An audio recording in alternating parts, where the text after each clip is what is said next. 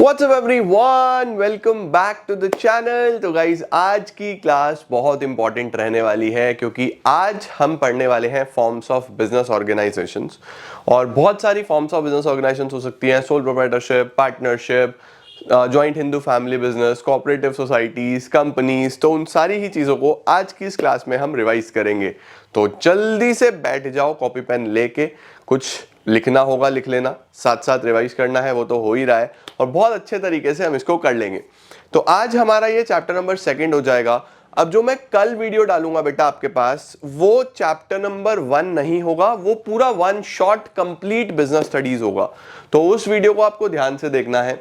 उसके अंदर चैप्टर 1 से लेके लास्ट तक आपका पूरा सिलेबस होगा। तो काफी बड़ा वीडियो होगा, मोस्ट प्रोबेबली 4 से 5 घंटे का वो होगा, बट आप उसको 2x पे अगर देखते हो तो 2.5 से 3 घंटे में आपका पूरा ही बिजनेस स्टडीज रिवाइज हो जाएगा। तो चैप्टर 1 अकेला नहीं आएगा, पूरा 1 शॉट आएगा जिसमें पूरा सिलेबस होगा 1 से लेके 11 तक सारे चैप्टर्स। तो चलिए आज चैप्टर 2 खत्म करो, फिर कल आपके पास पूरा ही सिलेबस आ जाएगा। कल तो 14 फेब बसंत पंचमी है, तो वो डालेंगे 15 को। ओके, चलिए जल्दी से लेट्स बिगिन।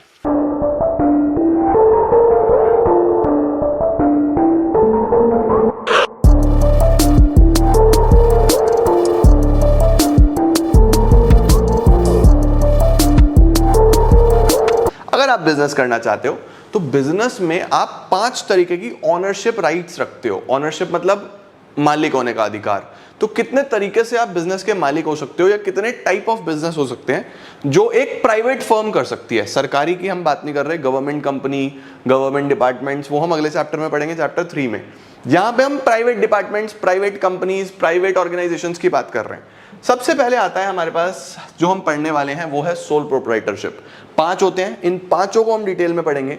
लगभग 3 पार्ट्स में चैप्टर आपका पूरा होगा। आज हम सोल प्रोप्राइटरशिप और HUF को पूरा करते हैं।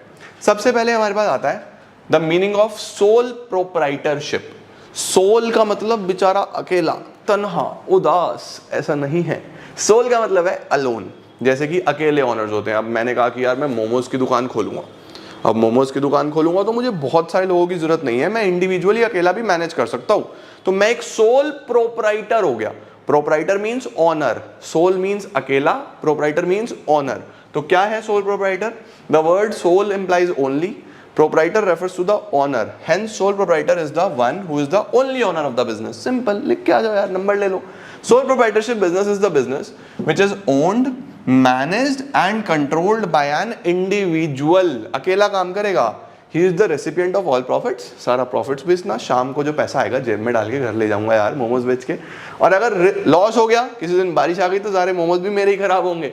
लॉस बटेगा नहीं किसी के साथ, तो प्रॉफिट भी सारा मेरा, लॉस भी सारा मेरा। सोल प्रोप्राइटर कहलाऊंगा मैं। ठीक है, इसके बाद क्या होता है, क्या क्या फीचर्स होते हैं? सबसे पहले आता है फॉर्मेशन एंड क्लोजर। ये फॉर्मेशन थोड़ा कम दिख रहा होगा आपको, बट लिख लेना, फॉर्मेशन एंड क्लोजर। फॉर्मेशन का मतलब बिजनेस चालू कैसे होता है, क्लोजर का मतलब बिजनेस क्लोज कैसे होता है। ये क्या बात हुई भाई, बड़ा आसान है। सुबह 11 बजे दुकान पे आऊंगा, दुकान खोलूंगा, रात को 8 बजे चला जाऊंगा, दुकान बंद कर दूंगा, हो गया फॉर्मेशन एंड क्लोजर? नहीं, फॉर्मेशन का मतलब बिजनेस बनेगा कैसे। जैसे कंपनी बनानी है तो कंपनीज एक्ट में रजिस्ट्रेशन कराना पड़ता है। क्या मोमोज का मोमोज एक्ट है क्या, कोई मोमोज एक्ट में रजिस्ट्रेशन कराऊं? ऐसा नहीं। तो सोल प्रोप्राइटर के लिए कोई भी रजिस्ट्रेशन कंपलसरी नहीं है, उसकी इच्छा है, अगर वो कहीं कराना चाहता है तो करा सकता है। सिमिलरली बिजनेस अगर क्लोज करना हो तो वहां पे भी कोई बहुत ज्यादा टर्म्स एंड कंडीशंस नहीं है। आपका जब मन करे आप अपना बिजनेस बंद करके छोड़ छाड़ के बैठ सकते हो। तो क्या है जी, the formation and closure of sole proprietorship is very easy. There is no separate law, कोई भी सेपरेट लॉ नहीं है सोल प्रोप्राइटरशिप के लिए। और hardly any legal formalities are required, कोई भी लीगल फॉर्मेलिटीज भी आपको नहीं चाहिए। कुछ केसेस में ऐसा हो सकता है कि आपको लाइसेंस चाहिए हो, बट वो भी कुछ केसेस हैं कि आप किसी ऐसे बिजनेस में जा रहे हो जो रिस्ट्रिक्टेड है, जैसे अल्कोहल का हो गया या कोई ऐसा बिजनेस हो गया जो इजीली आप नहीं कर सकते, तो वहां पे लाइसेंस चाहिए। अदरवाइज कोई ऐसा बिगर फॉर्मेलिटी नहीं है। दूसरा होता है लाइबिलिटी। लाइबिलिटी का क्या मतलब होता है सर? लाइबिलिटी का मतलब ये होता है कि अगर आप कर्जा लोगे तो कौन चुकाएगा। समझ रहे हो, अगर आपने डेट लिया किसी आउटसाइडर से तो पैसा कौन चुकाएगा? ऑब्वियस सी बात है कि भाई अकेला ओनर है तो कर्जा लेगा तो वही चुकाएगा।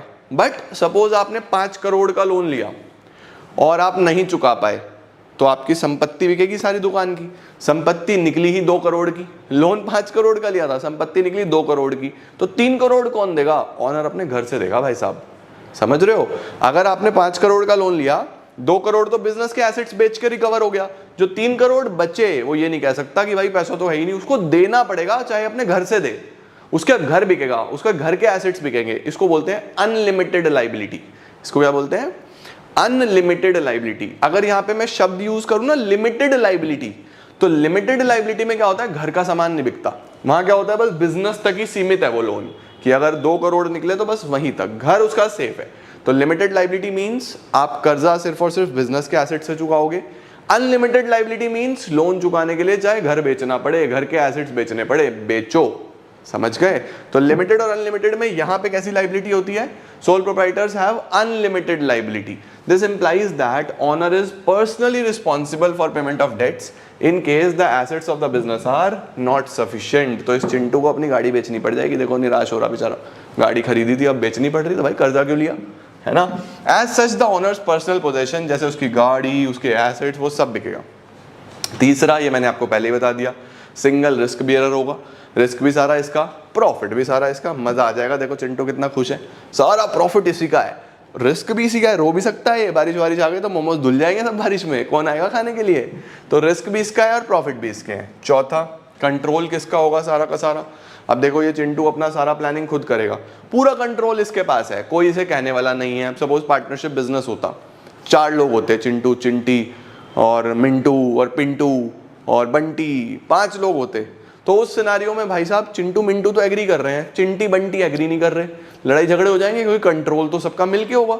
तो यहाँ पे सोल प्रोप्राइटर में ऐसा कुछ नहीं होता, सारा कंट्रोल इसी का है ना? तो फायदे वाली बात है। The right to run the business and makes all the decisions absolutely lies with the sole proprietor, वो अपने हिसाब से काम कर सकता है। नो सेपरेट एंटिटी, चिंटू और इसका बिजनेस अलग अलग नहीं है, समझ रहे हो? मतलब एक ही है भाई साहब, ऐसा नहीं है। हाँ, नाम जरूर अलग अलग रख सकते हैं कि भाई चिंटू ने दुकान खोली, उसका नाम चिंटू है, और उसने अपनी मोमोज की दुकान का नाम रखा चीनू मोमोज, अब उसका नाम है चिंटू और दुकान का नाम है चीनू मोमोज, चिंटू ने चीनू मोमोज, तो दुकान अपने नाम से जानी जरूर जाती है, बट अगर दुकान के नाम से वो लोन लेगा तो उसको खुद ही चुकाना पड़ेगा, समझ रहे हो? तो जब आप अकाउंट्स बनाते हो तो अकाउंटिंग सेंस में तो वो अलग अलग हो सकते हैं कि बुक्स ऑफ अकाउंट्स चिंटू की अलग बनेगी और चीनू मोमोज की अलग बनेगी, लेकिन अगर हम लीगल सेंस में देखें, लॉ के नजरिए से देखें, तो कानून बोलता है भाई साहब एक ही है। नहीं तो फिर तो लोग अपने बिजनेस के नाम से लोन लिया करेंगे और भाग लिया करेंगे, बोलेंगे बिजनेस से लो लोन, हमें क्या पता, हमने थोड़ी लिया। चिंटू बोलेगा चीनू मोमोज ने लोन लिया, चीनू मोमोज पे करेगा, मुझे क्या पता। तो लॉ बोलता है भाई साहब नो सेपरेट एंटिटी, आपका बिजनेस अलग नहीं है, आप ही का बिजनेस है, लोन भी आप ही को चुकाना पड़ेगा। उसके बाद क्या आता है? Lack of business continuity. Lack of business continuity का मतलब है कि ये चिंटू बीमार है, इस चिंटू के पास पैसे नहीं है, इस चिंटू की एक्सीडेंट हो गया, इस चिंटू की डेथ हो गई, कुछ भी कारण हो सकता है, चिंटू पागल हो गया, कुछ भी कारण हो सकता है, उस सिनेरियो में बिजनेस बंद। तो बिजनेस में कॉन्टिन्यूटी नहीं है, कॉन्टिन्यू नहीं है business. The soul proprietorship business is owned and controlled by one person, therefore death, insanity मतलब पागल होना, इम्प्रिजनमेंट मतलब जेल होना, फिजिकल एलिमेंट कोई इंजरी होना, बैंकरप्सी मतलब पैसा खत्म हो जाना, इस सिनेरियो में डायरेक्ट इफेक्ट आएगा उसके बिजनेस पे और बिजनेस बंद। भाई जब चिंटू ही नहीं रहा तो बिजनेस कहाँ से रहेगा, है ना? अब सर क्या क्या मेरिट्स होंगे इस सोल प्रोप्राइटरशिप के, क्या क्या फायदे हैं? मैं अगर दुकान खोलूँ तो मैं मोमोज की दुकान अकेला ही क्यों खोलूँ, पार्टनरशिप में रेस्टोरेंट क्यों ना खोलूँ, एक बड़ी कंपनी क्यों ना बनाऊँ होटल चेन्स की? सोल प्रोप्राइटर के क्या क्या फायदे हैं? सबसे पहला, sense of accomplishment. Sense of accomplishment का मतलब क्या होता है? Self satisfaction. 4 घंटे काम करूंगा तब भी अपने आप को सेटिस्फैक्शन मिलेगा, 10 घंटे काम करूंगा तब भी अपने आप को सेटिस्फैक्शन मिलेगा। सबसे पहला होता है self accomplishment, a sense of accomplishment, और खुशी मिलती है यार, अपने लिए काम करके खुशी मिलती है। दूसरा क्या होता है? Confidentiality of information. आपको अपनी इंफॉर्मेशन किसी और को देने की जरूरत नहीं है, आप अकेले डिसीजन मेकर हो, आपको कोई भी इंफॉर्मेशन शेयर करने की जरूरत ही नहीं है। आपका बिजनेस, आप कितना कमा रहे हो, क्या कमा रहे हो, किसी को क्या मतलब है। इन केस 4 पार्टनर है तो चारों शेयर करेंगे आपस में, वो अपनी अपनी फैमिलीज में भी शेयर करेंगे। कंपनी है तो शेयर होल्डर को, बैंकर को, इन्वेस्टर को, कितने सारे लोगों को बताना पड़ेगा। सोल प्रोप्राइटर में ऐसा कुछ है ही नहीं, कॉन्फिडेंशियल है, सारी इंफॉर्मेशन आपके पास है, राइट। क्या लिखा है, soul proprietorship business ensure secrecy of information. उसके पीछे दो कारण है, एक तो वो अकेला डिसीजन मेकर है, दूसरा लॉ का भी ऐसा कोई प्रोविजन नहीं है कि भाई आपको वो चीज़ें पब्लिश करनी है जनता के लिए। तो काफ़ी सिंपल सी चीज़ें, कॉन्फिडेंशियल इंफॉर्मेशन होता है। ये सारे पॉइंट्स आप, ये सारे नोट्स आप एज इट इज़ अपनी एग्जाम्स में लिख सकते हो, आपको मार्क्स अच्छे मिलेंगे। इसके बाद क्या होता है, quick decision making. Sir decision making quick कैसे है, क्विक ऐसे है मेरे लाल कि उसे किसी से पूछना ही कुछ नहीं है, उसके माइंड में कोई आइडिया आया, उसने अपने बिजनेस में फटाक से इंप्लीमेंट कर दिया, किसी से पूछने की जरूरत ही नहीं है ना भाई। अगर मैं पार्टनरशिप बिजनेस करता हूं तो मुझे पहले अपने पार्टनर से कंसेंट करना पड़ेगा, कंपनी हूं तो सारे शेयर होल्डर से, बोर्ड ऑफ डायरेक्टर से, कितना ज्यादा प्रोसीजर है। इसमें ऐसा कुछ नहीं है, डिसीजन मेकिंग आपके माइंड में आइडिया आया, फटाफट करो करो काम। तो डिसीजन मेकिंग क्विक है। फॉर्मेशन क्लोजर इजी है, ये फीचर से ही आ गया। डायरेक्ट इंसेंटिव, ये भी फीचर से आ गया, सब आपका है। डायरेक्टली आप सारी चीजें, आप ही का इंसेंटिव है, प्रॉफिट सारा का सारा आप ही का, आपको किसी के साथ बांटना नहीं है। तो इसका मेमोरी टेक्निक क्या है, SIM CD। SIM CD is the merits, SIMCD। ठीक हो गया। इस तरीके से आपके पास सारा का सारा 5 फीचर्स आ जाते हैं, 5 मेरिट्स आ जाते हैं। अब डीमेरिट्स, भाई मोमोज की दुकान क्यों ना करूं, डीमेरिट्स में हमें याद रखना है मुरली। और क्यों ना करूं, क्या कारण है कि मैं मोमोज की दुकान ना खोल के या तो पार्टनरशिप बिजनेस करूं या फिर मैं कोई कंपनी बनाऊं, उसके क्या कारण है। सबसे पहला, लिमिटेड मैनेजरियल स्किल्स। एक इंसान चाहे वो कितना ही होशियार क्यों ना हो, वो अकेला सब कुछ मैनेज नहीं कर सकता, उसको और लोगों की जरूरत पड़ेगी। बहुत सारी फील्ड्स होती हैं एक बिजनेस को ग्रो करने के लिए, बहुत सारी चीजें हैं। आपको मैनेजमेंट भी चाहिए, आपको टेक्नोलॉजी भी चाहिए, आपको फाइनेंस भी चाहिए, आपको HR भी चाहिए, आपको इसी तरीके से मार्केटिंग भी चाहिए, सेल्स भी चाहिए, कितने सारे डिपार्टमेंट्स होते हैं। तो एक अकेला इंसान तो ये सब नहीं कर पाएगा, तो यहाँ पे सोल प्रोप्राइटर पीछे रह जाता है। इसीलिए एक अकेला इंसान एक बिजनेस को ज्यादा बड़ा नहीं कर सकता। तो सोल प्रोप्राइटरशिप में सबसे बड़ा ड्रॉबैक है मैनेजरियल स्किल्स लिमिटेड है, काफी ज्यादा लिमिटेड एक्सटेंट तक आप मैनेज कर सकते हो चीजों को। अनलिमिटेड लाइबिलिटी, दूसरी प्रॉब्लम अनलिमिटेड लाइबिलिटी है, यानी कि अगर आप बिजनेस के पैसों से कर्जे ना चुका पाए तो साहब आपकी घर की संपत्ति समस्या में आ जाएगी, बिक सकती है वो प्रॉपर्टी। तो क्या लिखा है, the main limitation of sole proprietorship is the sole proprietor has unlimited liability. Business assets are not sufficient अगर, तो फिर sole proprietor is personally liable. ठीक है। तीसरा आता है लिमिटेड रिसोर्सेज। एक इंसान एक बिजनेस को कितना ही बड़ा कर लेगा, मतलब वो बहुत बड़ा तो नहीं कर पाएगा अकेला, द रिसोर्सेज आर लिमिटेड। तो यहाँ पे भी सोल प्रोप्राइटर थोड़ा सा पीछे रह जाता है। इसके बाद लिमिटेड लाइफ ऑफ बिजनेस, क्योंकि कॉन्टिन्यूटी नहीं होती। फीचर्स में पढ़ा था ना, बिजनेस कॉन्टिन्यूटी नहीं होती, डेथ हो जाए, चोट लग जाए, कुछ हो जाए तो दुकान बंद उसकी बेचारे की। तो उस सिनेरियो में लाइफ बहुत कम होती है बिजनेस की, बहुत बड़ी लाइफ नहीं होती। जैसे कंपनी सालों साल चलती हैं, ये सालों साल नहीं चल पाते। The life of the business is very limited.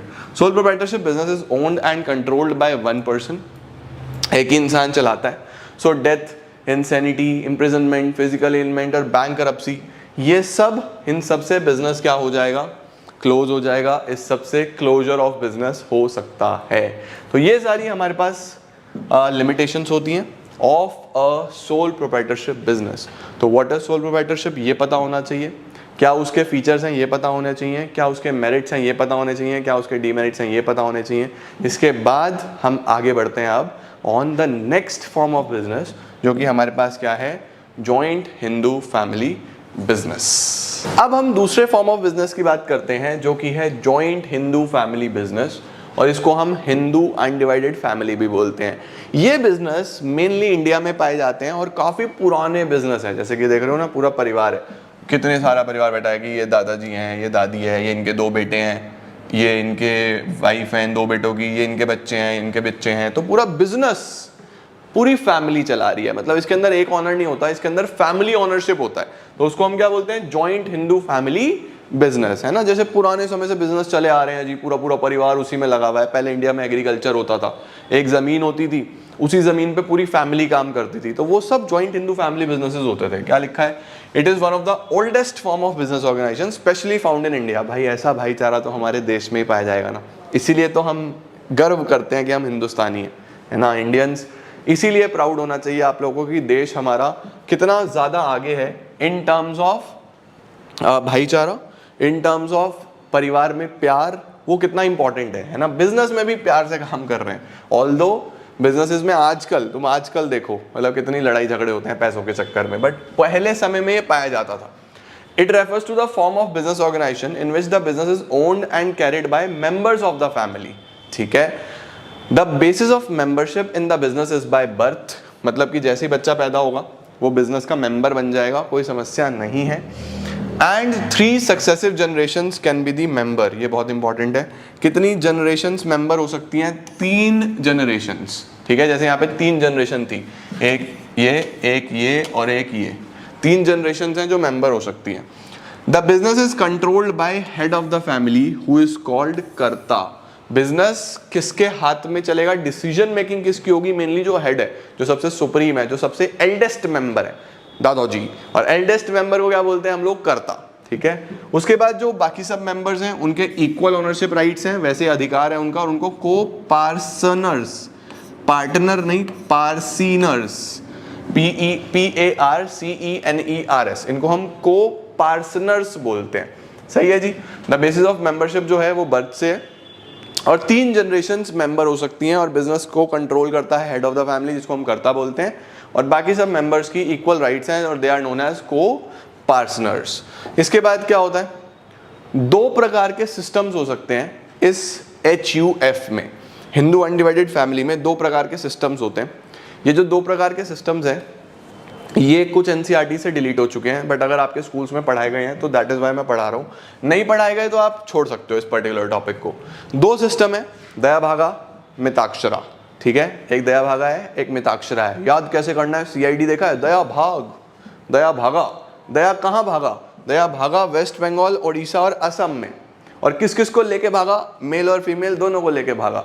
यानी कि दया भागा सिस्टम सिर्फ 3 स्टेट्स में चलता है, वेस्ट बंगाल, असम और ओडिशा में, और उसके अंदर मेल फीमेल दोनों को पार्टनर्स हो सकते हैं। ठीक है, यानी कि जो ओनरशिप राइट्स हैं वो मेल्स को भी हैं, फीमेल्स को भी हैं। बट मिताक्षरा कहाँ पे चलता है? इन सबको छोड़ के मिताक्षरा चलता है all over India except West Bengal, Assam and Odisha, और इसके अंदर only the male members can become the copartners. यानी यहाँ पे ये फिर से बोल रहा हूँ, पार्टनर्स नहीं है, पार्सनर्स। यहाँ पे सिर्फ मेल मेंबर्स को राइट दिया गया है। तो HUF में दया भागा सिस्टम कहाँ भागा? वेस्ट बंगाल, ओडिशा, असम में भागा, और मेल फीमेल दोनों को लेके भागा। ये मेमोरी टेक्निक है, याद रखना। ठीक है, अच्छा जी। अब क्या क्या फीचर्स होंगे इसके? पहली बात फॉर्मेशन यानी कैसे फॉर्म होता है ये बिजनेस, रूल्स रेगुलेशंस क्या है। It is governed bye Hindu succession act 1956। याद रखना, इसका कोई भी लड़ाई झगड़ा होगा तो इस एक्ट के अंडर सॉल्व होगा। For a joint Hindu family business there should be at least 2 members. कम से कम कितने लोगों का होने का जरूरी है? क्या बेसिक रिक्वायरमेंट है? 2 मेंबर हो परिवार में, और एक पुश्तैनी जायदाद हो, एंसेस्ट्रल प्रॉपर्टी जरूरी है। उसके बाद इंडिविजुअल मेंबर कैसे बनता है? By birth. तो कोई ऐसा एग्रीमेंट रिक्वायर्ड नहीं है, तो फॉर्मेशन इसका भी इजी है। उसके बाद लाइबिलिटी, सभी मेंबर्स की लाइबिलिटी लिमिटेड है एक्सेप्ट कर्ता जो होगा, जो सब डिसीजन लेगा, उसके पर्सनल एसेट्स भी बिकेंगे अगर बिजनेस कर्जा नहीं चुका पाया। तो क्या है? The liability of the members except the karta is limited. सबके लिमिटेड है, कर्ता को छोड़ के। कर्ता की लाइबिलिटी अनलिमिटेड है। ठीक है, कंट्रोल सारा किसका होगा? ऑब्वियस सी बात है, जो सब डिसीजन लेगा, जिसको संपत्ति का खतरा है, कर्ता। पता लगे डिसीजन किसी चिंटू ने ले लिया, संपत्ति कर्ता की बिक गई, क्योंकि अनलिमिटेड तो उसकी थी ना। तो डिसीजन मेकिंग सब कर्ता के हाथ में है। क्या माइनर मेंबर्स हो सकते हैं? डेफिनेटली, क्योंकि जो मेंबरशिप है वो बाय बर्थ है। तो ये जो चिंटू है छोटा सा, ये भी मेंबर हो सकता है HUF में। उसके बाद सर क्या बिजनेस कंटिन्यू चलता रहता है? जी हाँ, यहाँ पे कॉन्टिन्यूटी है। सोल प्रोप्राइटरशिप में कॉन्टिन्यूटी नहीं थी, क्योंकि वो अकेला था, ये अकेला नहीं है। यहाँ पे क्या होता है, अगर बिजनेस फॉर एग्जाम्पल कर्ता की डेथ भी हो गई, तो जो उसका नेक्स्ट एल्डेस्ट मेंबर होगा वो कर्ता बन जाएगा। क्या लिखा है? The business continues even after the death of karta, the next eldest member can take up the position of the karta. However the business can be terminated with mutual consent. अगर सभी एग्री करते हैं कि बिजनेस बंद करना है तो बिजनेस बंद हो जाएगा। बड़ा आसान सा सिस्टम है HUF। भाई फैमिली बिजनेस है, परिवार के लोग मिलके चला रहे हैं, डिसीजन मेकिंग हेड करेगा, हेड करता है, बाकी सब को पार्टनर्स हैं। 2 लोग चाहिए कम से कम, और एक पुश्तैनी जायदाद, एंसेस्ट्रल प्रॉपर्टी, बस शुरू हो जाएगा काम। ठीक है, क्या फायदे होंगे इसके, मेरिट्स क्या होंगे? सबसे पहला मेरिट, जो टेंशन है अनलिमिटेड लाइबिलिटी की, अपनी संपत्ति की, वो यहाँ पे कर्ता के अलावा किसी को नहीं है। तो पहला फायदा लिमिटेड लाइबिलिटी है सभी मेंबर्स की। ये लाइबिलिटी वाला पॉइंट सब जगह आएगा, अगले वाले बिजनेसेस में भी आएगा। अगर लाइबिलिटी अनलिमिटेड है तो लिमिटेशन में डाल दो, लिमिटेड है तो मेरिट्स में डाल दो, सही है। उसके बाद लॉयल्टी और कॉपरेशन बना रहता है, क्योंकि यूजुअली लोग परिवार में धोखे कम देते हैं, एक्सेप्शन आर एवरीवेयर। पैसे के चक्कर में लोग परिवार को भी भूल जाते हैं, पैसा ऐसी चीज है, पैसा बीच में आता है तो भाई भाई में भी लड़ाई हो जाती है। बट यहाँ पे फिर भी परिवार में धोखा कंपैरेटिवली कम होता है, बाहर वालों को तो लोग तुम्हें पता ही है कैसे धोखा देते हैं, है ना। लॉयल्टी होती है थोड़ी और कॉपरेशन होता है यहाँ पे। कॉन्टिन्यूड बिजनेस एग्जिस्टेंस, बिजनेस बंद नहीं होता है even at the death of कर्ता, नेक्स्ट एल्डेस्ट बन जाता है तो बिजनेस कंटिन्यू रहता है, तो बिजनेस में कोई दिक्कत नहीं है। इफेक्टिव कंट्रोल, कंट्रोल काफी अच्छा है क्योंकि सब कुछ कर्ता के हाथ में और कर्ता की बात सब लोग मान के चलते हैं, कोई भी उसकी बात को डिसएग्री नहीं करता, लड़ाई झगड़े नहीं करते अननेसेसरी, तो कर्ता हेड है, उसकी बात सब मान के चलते हैं, तो बहुत बड़ी प्रॉब्लम्स हमें देखने को नहीं मिलती हैं, ठीक है। कुछ डीमेरिट्स भी होते होंगे ऑब्वियसली। क्या डीमेरिट्स हैं? पैसे की कमी सबसे पहला, क्योंकि इनके पास सिर्फ और सिर्फ मेनली एंसेस्ट्रल प्रॉपर्टी होती है, अपनी जायदाद होती है। अब एग्रीकल्चर में आप देखते हो ना, फार्मर्स के पास मेनली लैंड के ऊपर वो लोग सर्वाइव करते हैं, एग्जिस्टेंस वही है, मेहनत करके तो बहुत कमा रहे हैं, हार्डवर्किंग होते हैं, तो वहां से पैसा कमाना एक अलग बात होती है, बट स्टिल रिसोर्सेज तो लिमिटेड ही है ना, the resources are limited. Dominance of karta, कई बार लड़ाई झगड़ा हो जाता है, कई बार कर्ता बोलता है बस मेरी बात मानो और दूसरे लोगों की नहीं बन रही होती, वो लोग बोलते हैं कि ये ठीक नहीं है, कर्ता बोलता है ये ठीक है और यही फाइनल है। वही दादाजी वाली बात, घर में अगर दादाजी ने कह दिया कि रात को 9 बजे के बाद बाहर नहीं रहना तो नहीं रहना, नहीं तो बेटा तुम आके दिखाओ, डंडा लेके गेट पे खड़े होंगे, है ना। तो डोमिनेंस ऑफ कर्ता रहता है। अनलिमिटेड लाइबिलिटी, लिमिटेशन है, कर्ता की अपनी प्रॉपर्टीज बिक जाएंगी अगर बिजनेस की प्रॉपर्टीज कम रह गई कर्जा चुकाते टाइम। लिमिटेड मैनेजरियल स्किल्स, फिर वही बात, कर्ता can not be expert in all the areas, कर्ता सब एरियाज में एक्सपर्ट नहीं हो सकता। द बिजनेस में सफर, बिजनेस सफर करेगा as a result of unwise decisions. His inability to decide may result in poor profits or even losses. Loss भी हो सकते हैं और प्रॉफिट्स भी कम हो सकते हैं अगर कर्ता अच्छे से डिसीजन नहीं लेगा। तो ये हमारे पास इजी पार्ट HUF हो गया है। पार्टनरशिप, पार्टनरशिप का मतलब क्या है सर? देखो, पार्टनरशिप का मतलब जब 2 या 2 से ज्यादा लोग हाथ मिलाएंगे और बिजनेस करेंगे, उसी को पार्टनरशिप बोलते हैं। भाई अब अकेला इंसान कितना भी इंटेलिजेंट, कितना भी पैसे वाला, कितना भी समझदार, कितना भी होशियार, मतलब कितने भी स्किलफुल क्यों ना हो, बट वो इंडिविजुअली सब कुछ नहीं कर पाएगा। उसको कोई ना कोई उसका साथ देने वाला जरूर चाहिए अगर उसको बिजनेस को बड़ा करना है ना, क्योंकि वो बीमार भी हो सकता है। अब सोल प्रोप्राइटरशिप में यही तो प्रॉब्लम्स थी। तो अब जब 2 या 2 से ज्यादा लोग मिलकर बिजनेस करेंगे उसको हम बोलेंगे पार्टनरशिप, ठीक है। तो क्या है partnership? According to the Indian partnership act, partnership, ये एक्ट याद रखना 1932, partnership is defined as the relation between persons, वो रिश्ता जो 2 लोगों के बीच में है, who have agreed to share the profits of the business, उन्होंने कहा हम मिलके बिजनेस करेंगे, प्रॉफिट्स को बांटेंगे, जिसमें कि business either carried on by all, या तो बिजनेस सभी लोग चला रहे होंगे अगर 4 पार्टनर हैं, फॉर एग्जांपल ये 1 2 3 4, 2 ये चिंटी 2 ये चिंटू, चारों ही बिजनेस कर रहे हैं, either the business is carried on by all or any one of them acting for all. अब फॉर एग्जांपल ये 3 बीमार हैं, ये 3 बीमार हैं और ये चिंटू अकेला बिजनेस चला रहा है, तब भी अगर प्रॉफिट होगा तो चारों का होगा, लॉस होगा तो चारों का होगा। ये तीनों ये नहीं कह सकते कि भाई लॉस हो गया तो तू अकेला देख, हम तो आए ही नहीं थे, तो ऐसा नहीं होता। The business is either carried on by all, या तो सब चला रहे होंगे, और अगर एक भी चला रहा होगा तब भी सबके लिए एक्ट करेगा। समझ गए? ठीक है जी, बढ़िया। अब फीचर्स क्या है जी? अगर पार्टनरशिप बनाना हो तो क्या करना पड़ता है? अगर पार्टनरशिप बिजनेस करना है तो उस केस में हम लोग इंडियन पार्टनरशिप एक्ट में टर्म्स एंड कंडीशंस देखेंगे, रूल्स देखेंगे, और फिर हम लोग एक पार्टनरशिप डीड बनाएंगे। Sir what is partnership deed? Partnership deed एक वो एग्रीमेंट है जिसमें पार्टनरशिप के टर्म्स एंड कंडीशंस लिखे हुए होंगे, ठीक है। अब जो पार्टनरशिप एग्रीमेंट है वो ओरल भी हो सकता है, वो रिटन भी हो सकता है, कोई कंपल्जन नहीं है, बट एडवाइजेबल यही होता है कि भाई रिटन में एग्रीमेंट कर लो, लड़ाई झगड़ा नहीं होगा। अगर ओरल में करोगे तो भाई इंसान की जुबान तुम्हें पता है कैसी है, आज है कल कुछ और है, परसों कुछ और है। तो एडवाइजेबल क्या होता है कि रिटन में एग्रीमेंट करो, अगर ओरल करोगे तो लड़ाई झगड़े होंगे। तो फॉर्मेशन में क्या है? सबसे पहले तो the Indian partnership act governs the partnership form of business. Business came into existence through an agreement amongst the partners. Agreement explains the terms and conditions regarding the partnership, sharing of profits, etc. Liability की अगर हम बात करें sir, तो liability जो है सभी partners की अनलिमिटेड होती है, सेम सोल प्रोप्राइटर जैसी। सोल प्रोप्राइटर जैसी अनलिमिटेड लाइबिलिटी का मतलब ये है कि अगर आपके बिजनेस के डेट्स हैं वो आप नहीं चुका पाए अपने बिजनेस के रिसोर्सेज में से, तो सभी पार्टनर्स के पर्सनल रिसोर्सेज यूज होंगे, पर्सनल संपत्ति यूज होगी उन कर्जों को चुकाने के लिए। आप ये नहीं कह सकते कि भाई साहब लोन तो बिजनेस में दिया था, मेरी संपत्ति क्यों बिक रही है? तो बिजनेस किसका है? बिजनेस भी तो आप ही का है। तो इसीलिए सभी पार्टनर्स की लायबिलिटी अनलिमिटेड होती है। आप सोचो ना, फॉर्मेशन अगर ईजी है तो मेरिट में गया, लाइबिलिटी अनलिमिटेड है तो डीमेरिट में गया, तो फिर से वही मेरिट डीमेरिट यहीं से बन के चलेंगे। The liability of the partners are jointly as well as individually liable for payment of debts and liability is unlimited. ठीक है, when assets of the business are not sufficient to pay the liabilities, personal assets can be used for making the payments. Risk bearing, sir risk किसका होगा? Risk जितने भी partners हैं सब मिलजुल के झेलेंगे भाई, है ना। ये तो जिंदगी के साथ भी है, जिंदगी के बाद भी है, रिस्क तो चलता रहेगा। सही बात है। तो रिस्क का क्या है? The partners bears the risk involved as a team, एक टीम की तरीके से काम करते हैं। The reward is in the form of profits, reward profit के फॉर्म में आएगा, वो भी वो बांटेंगे आपस में। ठीक है। डिसीजन मेकिंग कंट्रोल कौन करेगा? डिसीजन मेकिंग कंट्रोल सबकी म्यूचुअल कंसेंट के साथ होगा। Sir what is mutual consent? Mutual मतलब आपसी सहमति। क्या बोल रहा हूं मैं? आपसी सहमति का मतलब है कि आपस में मिलजुल के, जहां पे मेजॉरिटी एग्री करेगी वहां पे।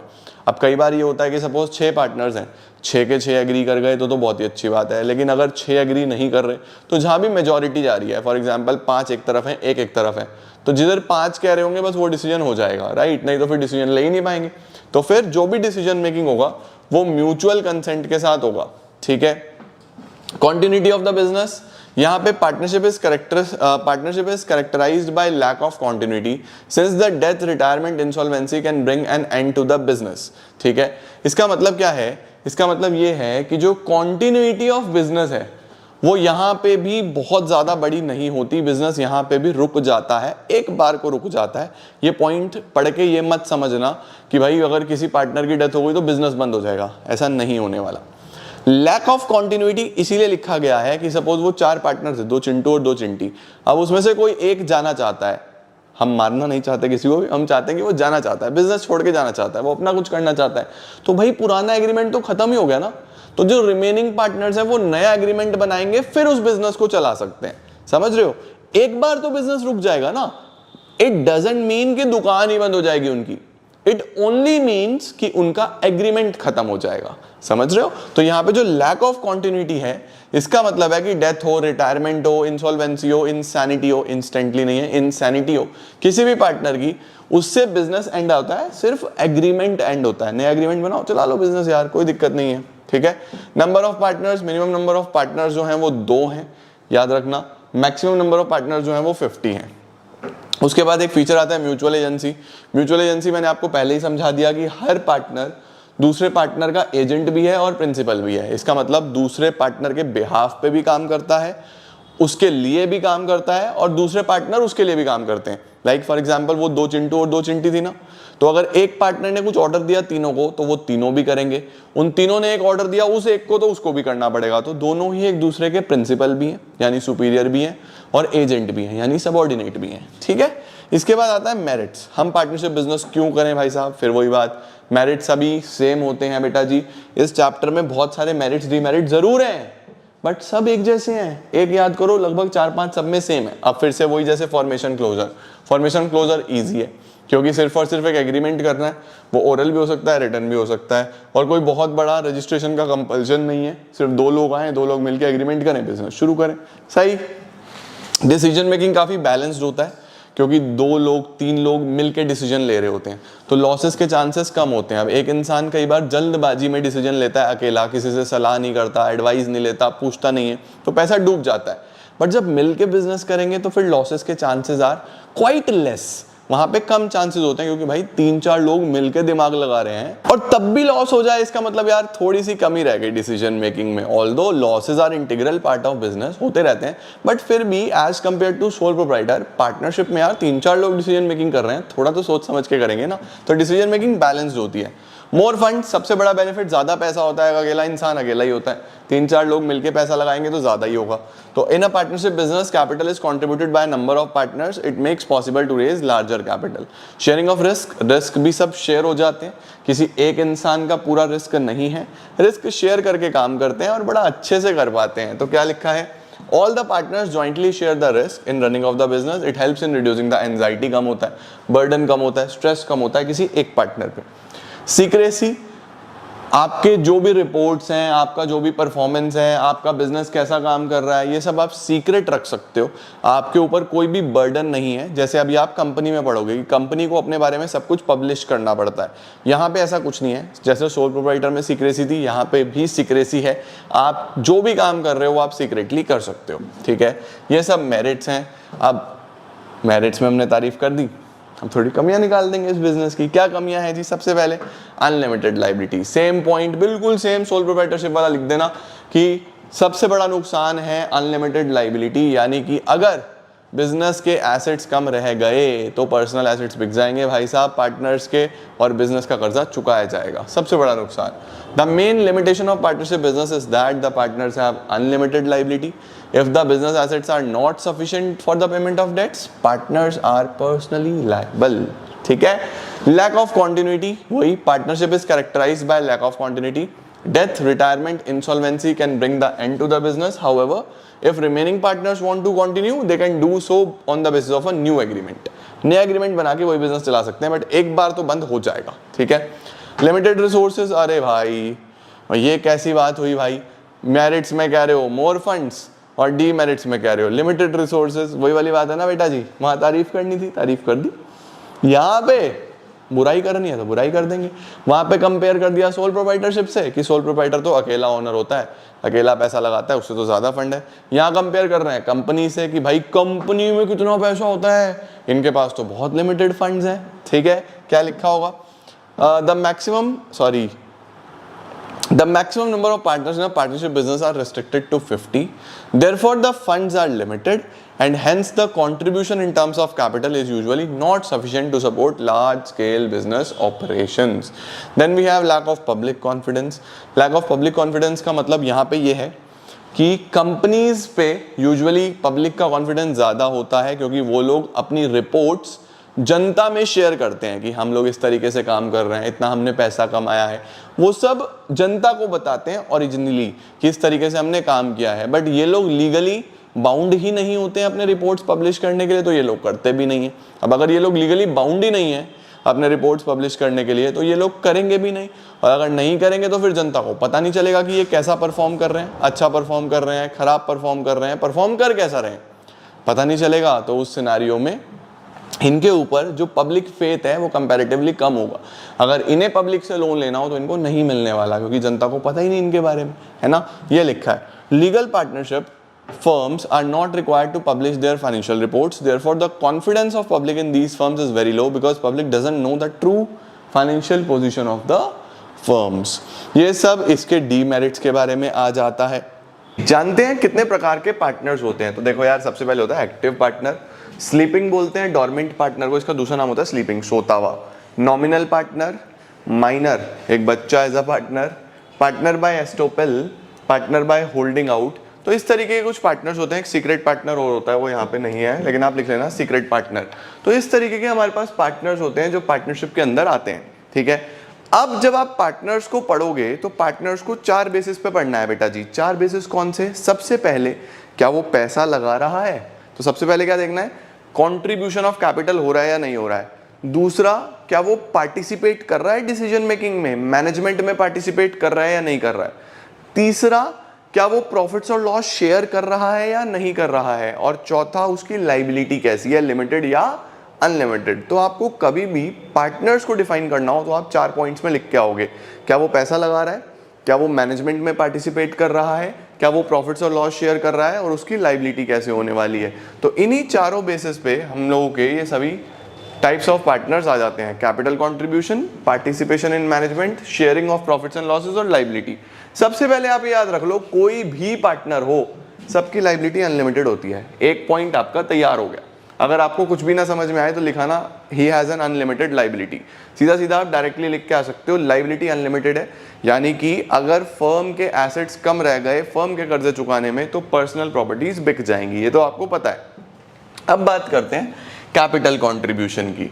सबसे पहले let's talk about active partner. अब देखो नाम में ही है एक्टिव, एक्टिव है तो ये सब कुछ करने वाला है, ये बिजनेस में पैसा भी लगाएगा, ये डिसीजन मेकिंग में पार्टिसिपेट भी करेगा, ये प्रॉफिट्स और लॉसेस में हिस्सा भी लेगा, भाई इतना कुछ पैसा लगा भी रहा है, डिसीजन मेकिंग भी कर रहा है, प्रॉफिट्स और लॉसेस तो बांटेगा, और लायबिलिटी इसकी अनलिमिटेड होगी, ठीक है।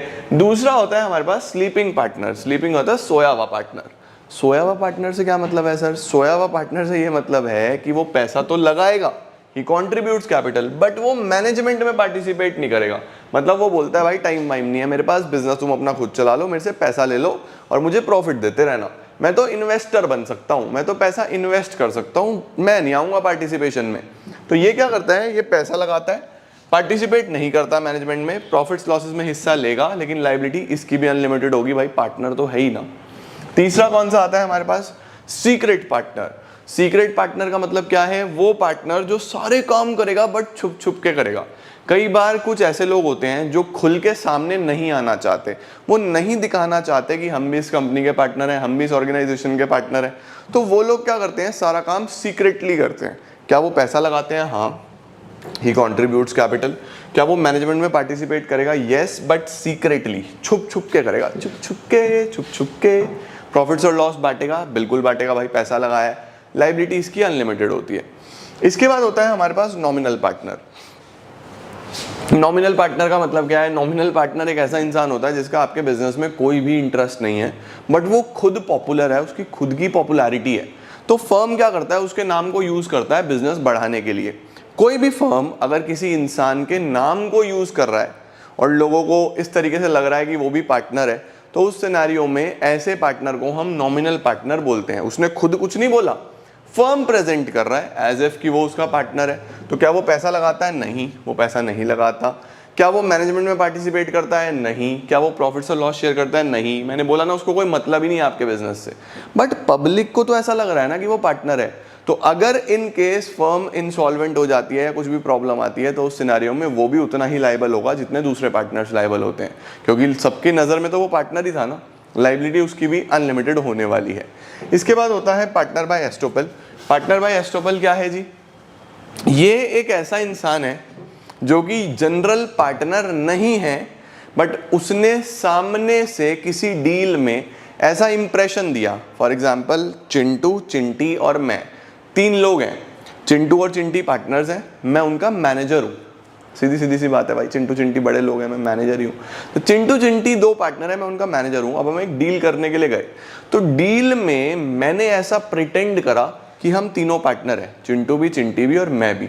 और इतना इम्प्रेसिव मैंने सारी चीज़ें प्रेजेंट करी, इतना ज़बरदस्त प्रेजेंटेशन दिया कि वो डील बन भी गई, और सामने वालों की नज़र में मैं भी पार्टनर था। उन्हें दिखा यार ये तो बड़े इंटरेस्टिंग लोग हैं, बड़े पढ़े लिखे पार्टनर हैं, इनके साथ तो डील होनी चाहिए। अब मैंने एज आ प्रेजेंट कर दिया अपने आप को पार्टनर, बाद में नुकसान हो गया। मैंने बोला भाई मैं पार्टनर थोड़ी था, मैं तो मैनेजर हूँ, मुझे मेरी सैलरी मिलती है, मुझे क्या मतलब है, मैं तो एक मैनेजर हूँ। तो अब लॉ बोलता है कि भाई साहब अब आप पीछे नहीं हट सकते। लॉ मुझे वहीं रोक देगा, स्टॉप कर देगा कि भाई साहब आप नहीं, आपने दिखाया आप पार्टनर हो, तो आपको पार्टनर की तरह से ही ट्रीट किया जाएगा और आपकी लायबिलिटी भी अनलिमिटेड होगी। तो यहाँ पे एक partner by estoppel capital contribute नहीं करता, मैनेजमेंट में पार्टिसिपेट नहीं करता, प्रॉफिट्स लॉस शेयर नहीं करता, लेकिन इसकी लायबिलिटी भी अनलिमिटेड होती है क्योंकि इसने इंप्रेशन ऐसा दिया था कि मैं भी पार्टनर हूँ।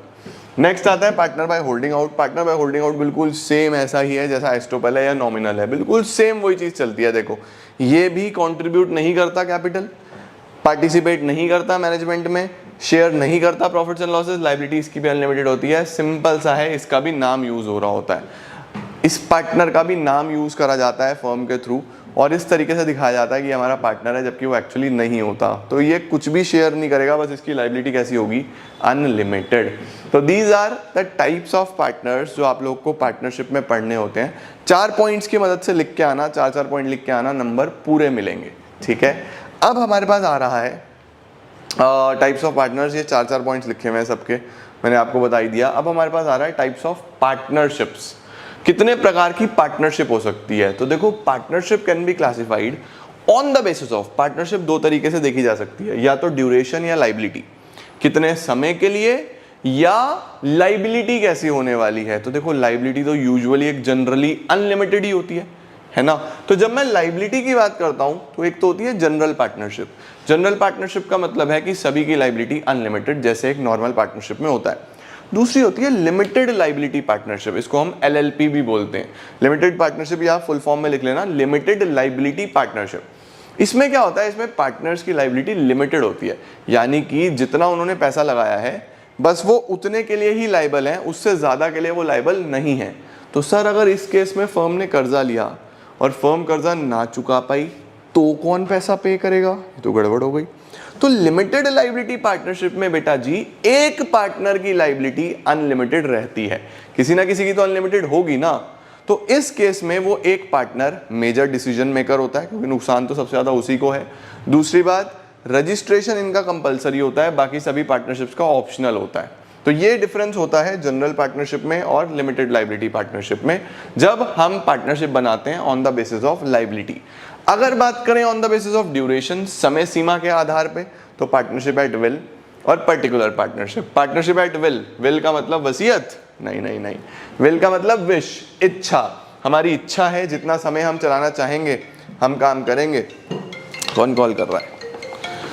जब हम नहीं चलाना चाहेंगे तो उस सिनेरियो में हम पार्टनरशिप को खत्म कर देंगे।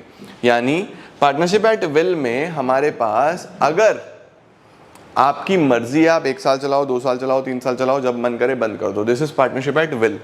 पर्टिकुलर पार्टनरशिप होता है कि आपने पार्टनरशिप करी for a particular project. For example, हम 2-3 कॉन्ट्रैक्टर्स हैं और एक रोड का ऑफर मिला मुझे गवर्नमेंट की तरफ से कि आपको ये हाईवे बनाना है।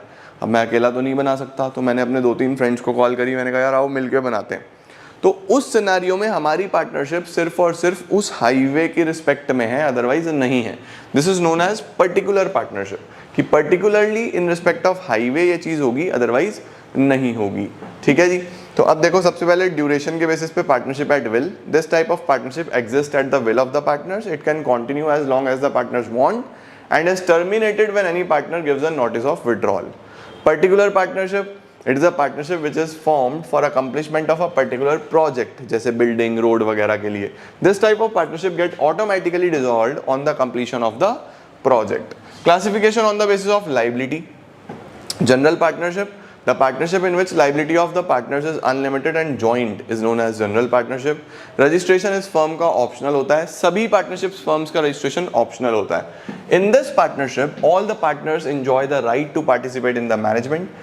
Existence is affected by death, lunacy, insolvency. अगर किसी भी partner की death होगी, वो पागल हो जाएगा, insolvent हो जाएगा, तब impact आएगा।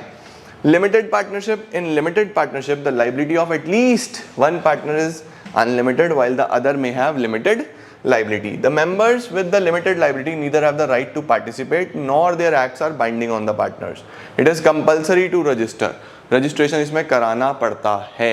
तो this is how types of partnerships are. Partnership deed होता क्या है भाई? What is actually partnership deed? तो देखो, partnership deed basically हमारे पास एक वो एग्रीमेंट है या वो डॉक्यूमेंट है जिसमें पार्टनरशिप के सारे टर्म्स एंड कंडीशंस लिखे जाएंगे। देखो यार, पार्टनर्स में क्या होगा ना, 2, 3, 4, 5, 10, 20, 50 लोग, मैक्सिमम 50 हो सकते हैं, मिनिमम 2, मैक्सिमम 50। 50 लोग जो अलग अलग बैकग्राउंड से आते हैं, 50 लोग जो अलग अलग ट्रेडिशन से आते हैं, कस्टम से आते हैं, मिलजुल के बिजनेस करना चाहेंगे।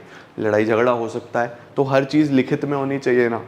तो एक वो एग्रीमेंट, एक वो डॉक्यूमेंट जिसके अंदर सारे के सारे टर्म्स एंड कंडीशंस लिखे होंगे पार्टनरशिप को। प्रॉफिट कैसे बटेगा, कितने पार्टनर को, अगर कोई पार्टनर एक्स्ट्रा काम करेगा सैलरी मिलेगी क्या, लीव रूल्स क्या होंगे, हर नियम जो पार्टनरशिप में चलेगा वो लिखा जाएगा। तो इसको क्या बोलते हैं? Partnership deed. क्या है partnership deed? The written agreement which specifies the terms and conditions which govern the partnership is called the partnership deed. ठीक है, ये एग्रीमेंट ओरल भी हो सकता है, रिटन भी हो सकता है, लेकिन हम लोग रिटन प्रेफर करते हैं। याद रखना, हो सकता है ओरल भी है, लेकिन ओरली तो लोग खुद ही भूल जाते हैं यार, तो रिटन प्रेफर करते हैं। ठीक है, even though it is not essential to have a written agreement, it is advisable to have a written agreement. Essential नहीं है बट एडवाइजेबल यही है कि रिटन ही होना चाहिए। अब इसमें क्या क्या आता है देखो, पार्टनरशिप डीड में क्या क्या आएगा? Name of the firm, firm का क्या नाम है भाई वो आ जाएगा। नेचर एंड लोकेशन, क्या करते हैं, क्या लोकेशन है, कितने समय का बिजनेस है, इन्वेस्टमेंट किसने कितनी कितनी करी है, प्रॉफिट लॉस कैसे बांटोगे, डिस्प्यूट हो गया तो कैसे सॉल्व करोगे, फर्म बंद कैसे होगा, डिसोल्यूशन का मतलब होता है डिसॉल्व होना, बंद होना, फर्म बंद कैसे होगा, इंटरेस्ट ऑन कैपिटल, कैपिटल पे इंटरेस्ट मिलेगा क्या, इंटरेस्ट ऑन ड्रॉइंग्स चार्ज होगा क्या, सैलरी कितनी कितनी किसको मिलने वाली है, ड्यूटीज एंड ऑब्लिगेशंस क्या क्या है, वो हर चीज जिस पे लड़ाई हो सकती है वो सब इसमें लिखा जाता है। ठीक है, लो स्क्रीनशॉट, आगे चलते हैं। अब आ रहा है registration. Sir what is registration man, what is registration? Registration का मतलब होता है कि आप अपने फर्म को रजिस्टर करवाते हो under the Indian partnership act, है ना भाई। रजिस्ट्रार ऑफ फर्म्स होता है, रजिस्ट्रार ऑफ फर्म्स एक वो इंसान है जो रजिस्ट्रेशन करता है आपकी पार्टनरशिप फर्म का।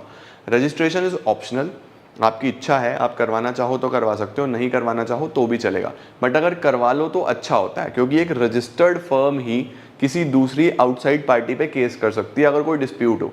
अनरजिस्टर्ड फर्म केस तो कर सकती है लेकिन वो 100 रुपये तक का कर सकती है, तो क्या ही फायदा है।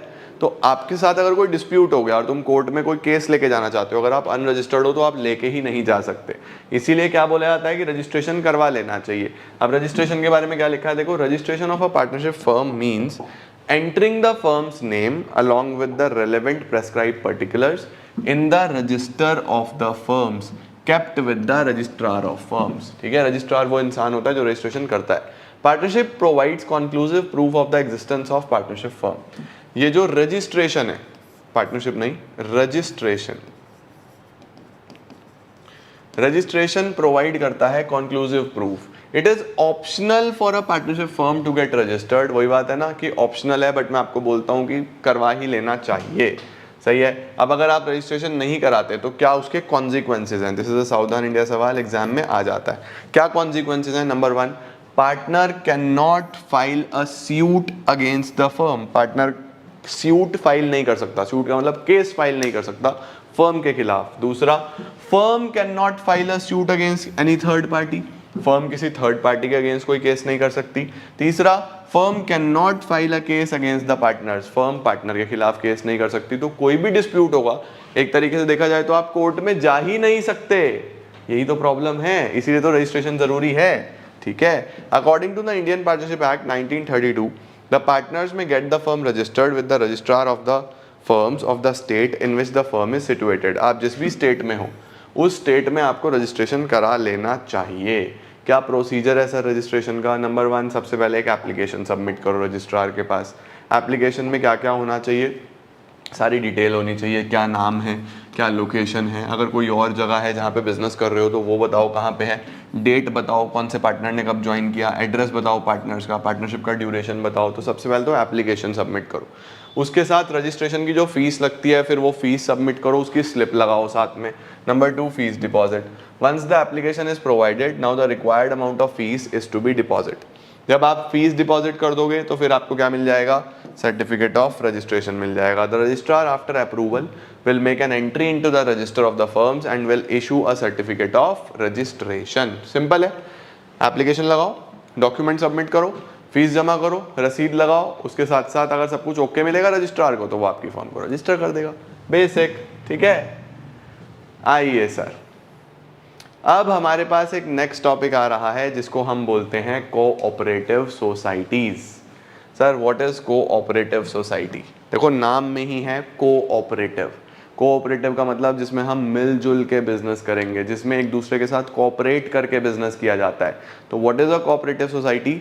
कोऑपरेटिव सोसाइटी एक ऐसा ऑर्गेनाइजेशन है जिसमें कम से कम 10 लोग, इसके अंदर मिनिमम 10 एडल्ट मेंबर्स चाहिए होते हैं, कम से कम 10 लोग मिलजुल के आगे आएंगे, मिलजुल के बिजनेस बनाएंगे और बिजनेस को एक साथ चालू करेंगे, बिजनेस को आगे बढ़ाएंगे और अपने बेनिफिट्स के लिए ही बिजनेस करने वाले हैं। तो क्या होता है cooperative society? Word cooperative means working together with others for a common purpose. ठीक है, the cooperative society is a voluntary association of persons. Voluntary का मतलब अपनी इच्छा से आते हैं। who join together with the motive of welfare of the members। ये सोसाइटी मेंबर्स के वेलफेयर के लिए ही काम करती है। मतलब हम 50 लोग सपोज फार्मर्स हैं, हम सब मिल के आए हैं कि यार देखो अलग अलग रॉ मटेरियल खरीदते हैं तो महंगा पड़ता है, क्यों ना एक सोसाइटी बना लें। फिर सोसाइटी मिल के 50 लोगों के लिए रॉ मटेरियल खरीद लिया करेगी, कॉस्ट में सस्ता पड़ेगा। सिमिलरली अगर हमें फर्टिलाइज़र खरीदना है, हमें पेस्टिसाइड्स खरीदना है, इंसेक्टिसाइड्स खरीदना है, तो सब सस्ते पड़ेंगे ना बल्क में। उसके बाद हमारे को बेनिफिट कितना सारा होगा जब मिलजुल के काम करेंगे। तो ऐसी सोसाइटी को क्या बोल देते हैं? Cooperative society, right. देखो, they are driven by the needs to protect their economic interest. Economic interest का मतलब यही होता है कि उनको चीज़ें सस्ती पड़े, मिलजुल के बिजनेस करते हैं, ठीक है। In the face of possible exploitation at the hands of middleman, otherwise क्या होगा कि मिडलमैन एक्सप्लॉइट करते हैं अकेले अकेले इंडिविजुअल को। Cooperative society is compulsory required to be registered, ये इंपॉर्टेंट पॉइंट है। कोऑपरेटिव सोसाइटी का registration is compulsory. Sole proprietorship का वॉलंटरी था, पार्टनरशिप का वॉलंटरी था, HUF आपकी इच्छा है, लेकिन यहाँ पे कोऑपरेटिव सोसाइटी का रजिस्ट्रेशन इज कंपल्सरी। बिना रजिस्ट्रेशन के काम नहीं हो पाएगा, ठीक है। There should be at least 10 adult members required, हमें कम से कम 10 एडल्ट मेंबर्स चाहिए। मैंने आपको पहले बोल दिया 10 एडल्ट मेंबर्स चाहिए जो कोऑपरेटिव सोसाइटी बना सकते हैं, ठीक है। अच्छा, इसमें पैसे का हिसाब किताब कैसे होता है? शेयर्स होते हैं। लाइक हमने सपोज 10-10 हज़ार रुपये लगा के 10 लोग ने सोसाइटी बना ली, 1 लाख की हो गई ना, तो 10-10% शेयर्स हो गए, 10% मेरा, 10% सेकंड नंबर वाले का, 10% तीसरे नंबर वाले का। तो इस तरीके से कोऑपरेटिव सोसाइटी बनती है, ठीक है। Features of cooperative society check करो, क्या क्या फीचर्स होते हैं कोऑपरेटिव सोसाइटी के। Number 1, voluntary membership. Voluntary membership का मतलब कि ये आपकी इच्छा है, this is in your hands. आप जब चाहे वॉलेंटरली आ सकते हो, जब चाहे वॉलेंटरली कोऑपरेटिव सोसाइटी छोड़ के जा सकते हो। तो इसके अंदर कोई ऐसा हार्ड एंड फास्ट रूल नहीं है कि आप बंद गए, है ना। क्या लिखा है? The membership of a cooperative society is voluntary, a person is free to join and can also leave any time as per his desire. Membership in society is open for all irrespective of any religion, caste और gender. किसी प्रकार का कोई भेदभाव नहीं है, जो आना चाहे आ सकता है, जो जाना चाहे जा सकता है, ठीक है। Limited liability. लिमिटेड लाइबिलिटी का मतलब आपने जितना पैसा लगाया है बस आप वहीं तक ही लाइबल हो। फॉर एग्जांपल, मैंने 10,000 लगा के कोऑपरेटिव सोसाइटी में मेंबरशिप ली, अब अगर सोसाइटी लॉस में जा रही है तो बस वो 10,000 रुपये तक ही मैं लाइबल हूँ, इससे ज़्यादा मेरी लाइबिलिटी नहीं है उस सोसाइटी में, ठीक है। The liability of the members of a cooperative society is limited to the extent of amount of capital contributed, जितना इतना पैसा लगाया है बस वहीं तक। Number 3, legal status. Legal status का मतलब है कि cooperative society since registration compulsory होता है, रजिस्ट्रेशन कराना पड़ता है, तो उसका एक सेपरेट लीगल स्टेटस है। सेपरेट लीगल स्टेटस का मतलब सोसाइटी अपने नाम से जानी जाती है, एक सेपरेट लीगल एंटिटी है, उसको लॉ में अलग से इज्जत मिलेगी कि हाँ ठीक है यार, रजिस्टर्ड सोसाइटी है, सही है। Registration is compulsory, therefore it is a separate legal entity distinct from its members. As a result, society किसी को स्यू कर सकती है, अपने नाम से प्रॉपर्टी ले सकती है, केस कर सकती है, और सोसाइटी के ऊपर भी कोई भी केस कर सकता है। कंट्रोल, सोसाइटी के अंदर सारा का सारा कंट्रोल किसका होता है? देखो, डेमोक्रेसी चलती है यहाँ पे, किसी एक इंसान का कोई कंट्रोल नहीं होता, डेमोक्रेसी चलती है, सब कुछ की वोटिंग होती है। कोई भी डिसीजन लेना है तो वोटिंग होगी, जहां भी मेजॉरिटी वोट डालेगी वो डिसीजन फाइनल डिसीजन होने वाला है। तो वोटिंग बहुत इंपॉर्टेंट है, तभी सोसाइटी काम कर पाएगी, नहीं तो सोसाइटी अच्छे से काम नहीं कर पाएगी बेटा जी, ठीक है।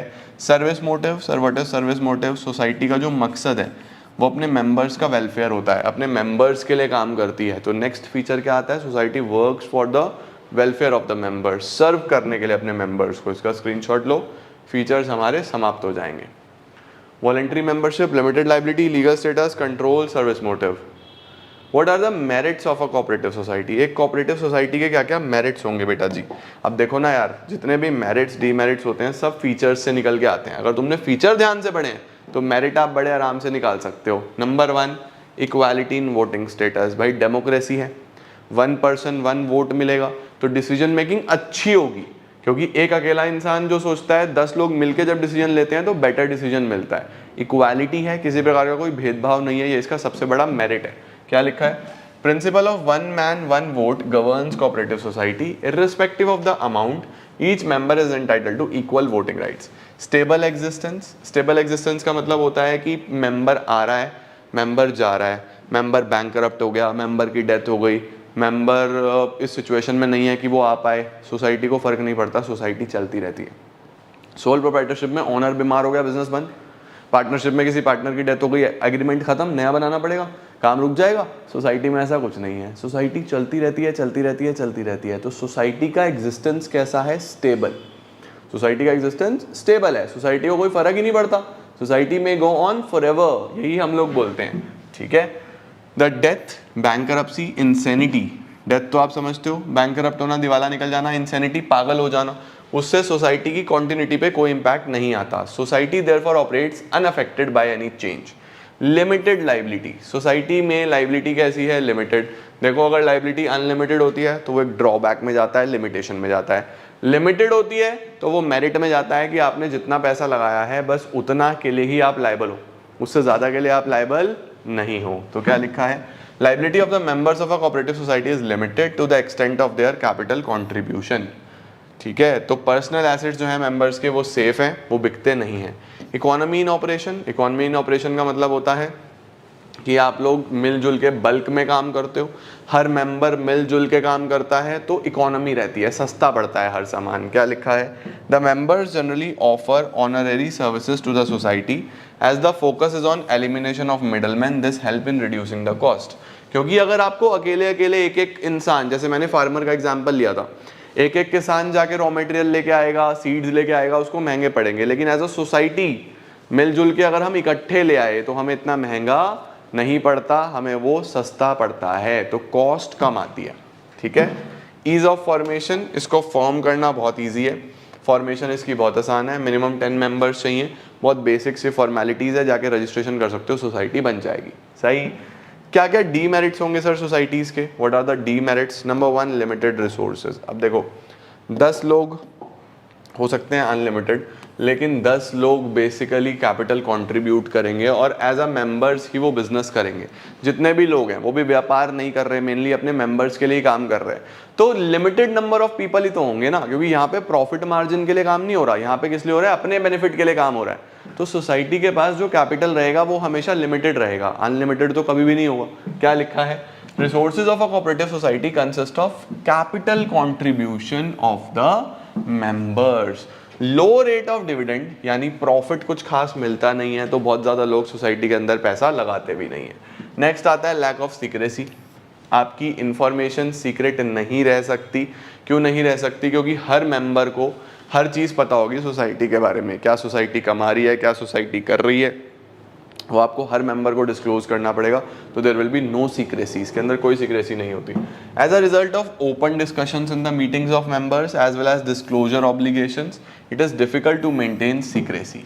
Number 3, inefficiency in management. Inefficiency in management का क्या मतलब होता है? आप मैनेजमेंट बहुत अच्छे से नहीं कर पाओगे इसके अंदर। सर क्यों नहीं कर पाएंगे? देखो एक बात समझो, सोसाइटी कुछ लोगों ने मिलजुल के बनाई है। अब मैनेजमेंट अच्छा करने के लिए हर चीज़ के लिए प्रोफेशनल चाहिए, फाइनेंस के लिए फाइनेंस प्रोफेशनल्स चाहिए, मार्केटिंग के लिए मार्केटिंग प्रोफेशनल्स चाहिए, सेल्स के लिए सेल्स प्रोफेशनल्स चाहिए, और हमारे पास प्रोफेशनल्स नहीं है। तो जब तक प्रोफेशनल्स नहीं होंगे, प्रोफेशनल्स को हाई कॉस्ट देना पड़ता है, पैसा देना पड़ता है। अगर पैसा ही नहीं है तो कैसे काम चलेगा? नहीं हो पाएगा ना। तो प्रोफेशनल्स नहीं होते तो मैनेजमेंट भी इतना अच्छा नहीं होता, तो एफिशिएंसी नहीं है इनके मैनेजमेंट में। ये भी एक थोड़ा सा ड्रॉबैक है। क्या है? Cooperative societies are unable to attract and employ expert managers because of their inability to pay them high. Pay नहीं कर पाते। The members who offer the services on a voluntary basis are generally not professionally equipped. जो members ये काम कर रहे हैं वो generally professionally equipped नहीं होते, बस जितना थोड़ा बहुत आता है कर लेते हैं, तो बहुत अच्छा मैनेजमेंट हमें देखने को नहीं मिलता। डिफरेंसेस इन ओपिनियन, कई बार कॉन्फ्लिक्ट्स हो जाते हैं, ये तो सब में चलेगा। पार्टनरशिप में भी आप लिख के आ सकते हो, कंपनीज में भी लिख के आ सकते हो, जहाँ पे भी ज़्यादा लोग होंगे वहाँ पे कॉन्फ्लिक्ट्स, डिफरेंसेस इन ओपिनियन, ये सब चीज़ें तो देखने को मिलेंगी मिलेंगी, ये आएगी ही आएगी, इसके बिना चीज़ें नहीं हो सकती। समझे? ये तो होना ही है। नेक्स्ट क्या आता है हमारे पास? The types of cooperative societies. This is an important question जो आपको पता होना चाहिए। सावधान इंडिया सवाल, बट ये ईजी है। देखो कोऑपरेटिव सोसाइटीज़ में ना जो लोग मिलजुल के करते हैं उन्हीं के नाम की सोसाइटी बना दी गई। अब जैसे मैं आपको बोलता हूँ farmer cooperative society, for example 20 farmer ने मिलजुल के सोसाइटी बनाई कि हम सीड सस्ते ले लेंगे, बल्क में लेंगे तो रॉ मटेरियल अच्छा पड़ जाएगा, ट्रैक्टर एक ही ले लेंगे, 10-20 लोग उसको चला लेंगे अच्छे से, मशीन बड़ी थ्रेशर हार्वेस्टर एक ले लेंगे तो लोग मिलजुल के उसको चला लेंगे। तो ये जो पर्टिकुलर सोसाइटी बनी है किसकी बन गई? फार्मर्स की बन गई। तो इसको क्या बोल दिया गया? Farmers cooperative society. इसी तरीके से जो लोग जिस पर्पस के लिए सोसाइटी बना रहे हैं वो उसका नाम दे दिया जाता है। जैसे marketing cooperative society, marketing basically की होगी कि सब लोग मिलके अपना माल बेचेंगे, है ना। फार्मर्स ने फार्मिंग करी, अब इन्होंने क्या बोला कि यार हम सब मिलके अपना सामान बेचते हैं, अलग अलग बेचेंगे तो बार्गेनिंग करेंगे, हमारा ही नुकसान होगा। अगर हम मिलजुल के एक सोसाइटी बना लें और 50 लोग एक जैसा माल एक साथ बेचें तो बार्गेनिंग कम होगी, हम ज़्यादा कमाएंगे। तो उस सोसाइटी को क्या बोल दिया गया? Marketing cooperative society. जो प्रोड्यूसर्स ने मिलजुल के बनाई, जो अलग अलग सामान का प्रोडक्शन करते हैं, प्रोड्यूसर्स कोऑपरेटिव सोसाइटी। जो कस्टमर ने मिलजुल के बना ली एज अ कंज्यूमर कि हम सब इकट्ठा सामान खरीदेंगे, कंज्यूमर कोऑपरेटिव सोसाइटी। जो बेसिकली बनाई गई मकानों के लिए, ये सोसाइटी अपने मेंबर्स को या तो प्लॉट्स देती है या फिर बने बनाए मकान देती है और फिर रीजनेबल कॉस्ट पे, या बेसिकली पैसा प्रोवाइड कर देती है, रीजनेबल कॉस्ट पे मकान बना लो। तो इनको क्या बोल दिया गया? Cooperative housing societies. सिमिलरली अगर आपको लोन वोन चाहिए किसी चीज के लिए, बिजनेस के लिए, हाउस के लिए, तो बेसिकली वहां क्या बन जाएगा? क्रेडिट। इसका काम पैसा बांटना है, क्रेडिट कोऑपरेटिव सोसाइटी। तो पर्पस के बेसिस पे सोसाइटी के अलग अलग नाम दे दिए गए हैं। आ जाओ अब 1 on 1 आके पढ़ते हैं कि इनका मतलब क्या है। देखो सबसे पहले क्या आ रहा है? Consumers cooperative society. दिमाग लगाओ, खुद सोचो, बड़ा ही आसान है। Consumer cooperative society as a consumer, है ना भाई, आप और मैं, हम 10 लोग एक कॉलोनी में रहते हैं। हमने सोचा यार आटा, चावल, घी, चीनी तो सबको चाहिए।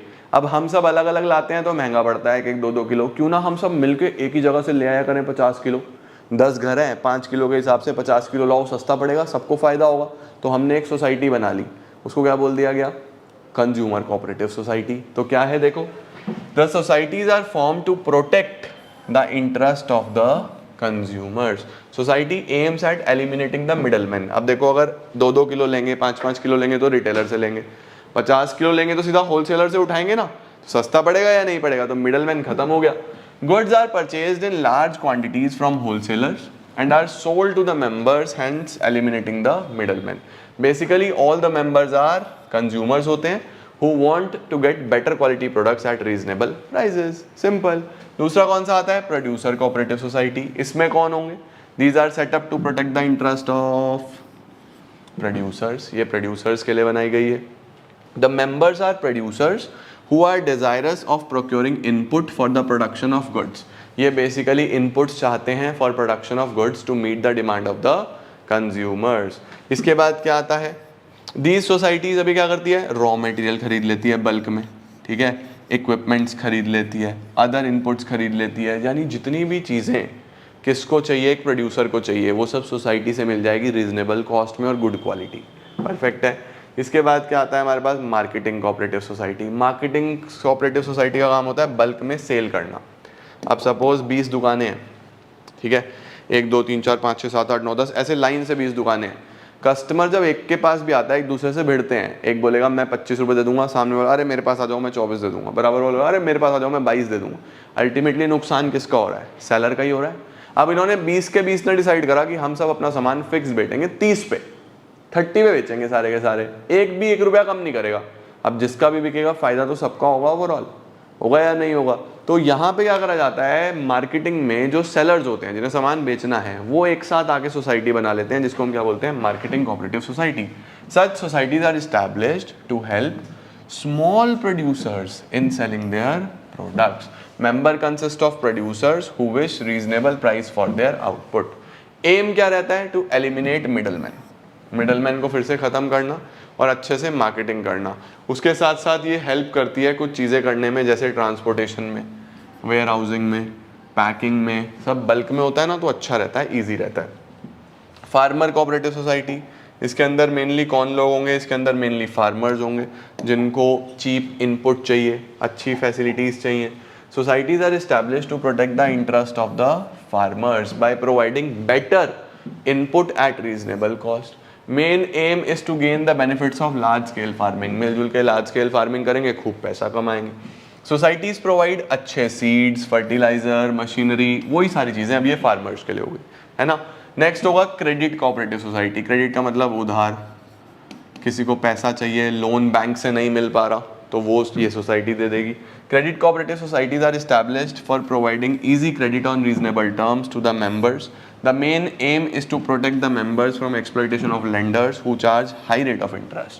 बाहर वाला तो high rate of interest charge करेगा, सोसाइटी में सब लोगों ने मिलजुल के पैसा डाला हुआ है, जिसको जरूरत है भाई वो ले लो, वहाँ पे सस्ता पड़ेगा, एक्सप्लॉइटेशन नहीं होगा, है ना। Member are the persons who seek financial help in the form of loans. Next आता है कोऑपरेटिव हाउसिंग सोसाइटीज़।